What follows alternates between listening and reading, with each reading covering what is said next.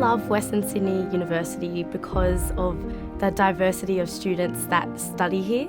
There isn't a sense that you're just a number, you're a person, and there's a connection between staff and students that's really unique here. The fact that all of the teaching staff have industry experience has been super helpful. My advertising units, I've noticed, they've all worked in the industry, they've all sort of done the things that I want to do. It's not just purely theory-based, it's also experience-based and practical-based, and it just gives you this breadth of experience. I was like, wow, this is fun. I really like coming up with ideas. I like talking to people like this. I like exploring new things. One of my favourite projects that I worked on was our TV production, Life on Campus, and we got to feel what it was like to be a producer, a director, a showrunner, and it gave us an opportunity to see the practical side to what we were learning about in the theory lessons.